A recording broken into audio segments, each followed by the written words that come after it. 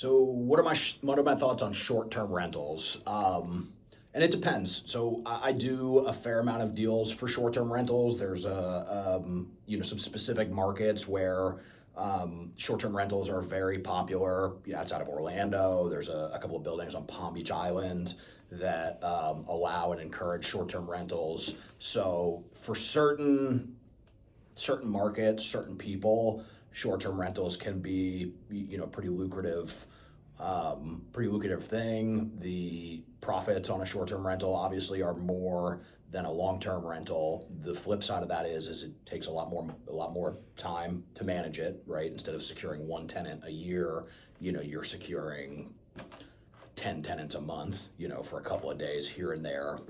It's a lot, you have to actively manage the rental a lot more. The big problem that I have seen, and I don't see it that much anymore because a lot of this has already happened in most of like the local towns near where I am.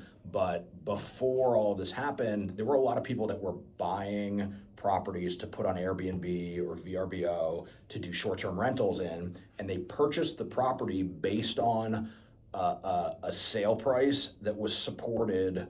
Let me give you an example. Let's say a house rents on a long-term rental for $4,000 a year, for $4,000 a month, right? That same house on short-term rentals might, net you, instead of 4,000, you might net $7,000 a month on short-term rentals. So a lot of these people, they purchased homes for a price that they wouldn't have bought the house if they knew that they could only rent it for $4,000 a month. They were counting on making that $7,000 a month when they ran their numbers. They said, "Oh, great, I'm gonna, make $400 a day. It's, $7,000 a month after vacancies. That's fantastic." So they buy this house for kind of an inflated price because everyone's doing these Airbnbs, right? And then the city that the property is located in steps in 6 months, a year later, and says, "Hey, effective immediately, Airbnbs are banned. You're not allowed to have Airbnbs in this town anymore. Long-term rentals only." Right? So those people all got screwed. They bought, a house for $500,000, assuming they were going to make, they got a mortgage payment of $5,000 a month. They're assuming, okay, great, I'm going to make $8,000 a month renting this out short term. Then the city comes in, bans it, and the most that they can rent that property out for is $4,000. They're running $1,000 loss every month because their game plan got chopped in half, basically. So that is the thing. And I don't, most of the places that Airbnbs are banned in many municipalities in South Florida, Boca Raton, Delray Beach. It is illegal per city ordinances in the actual incorporated Boca Raton to have an Airbnb. You're not allowed to do short-term rentals. There are certain communities, right? Lighthouse Point, certain buildings in Palm Beach Island, a lot of places around Orlando because it's a vacation destination.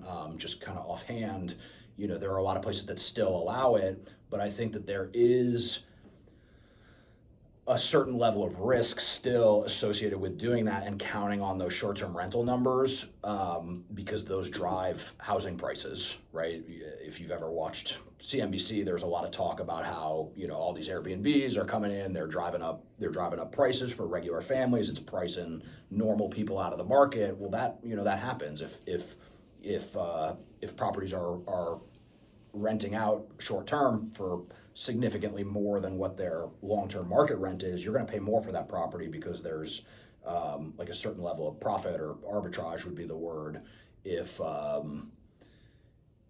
you're able to fetch a higher amount for that money. So if you're buying it based on the short-term rental numbers, I would just be very, very careful with that. It's not a bad strategy, but there is a certain level of risk just between the management, the uncertainty. A lot of the places that do allow short-term rentals, they will require you to have basically like a short-term occupancy license, same as if you were to open a hotel, and you're going to have to pay taxes on the nightly rate. So there's a little more that goes into it. Not for the faint of heart, can definitely be profitable. It's not, a blanket statement that it's bad. Just, go into it with a proper amount of caution and due diligence.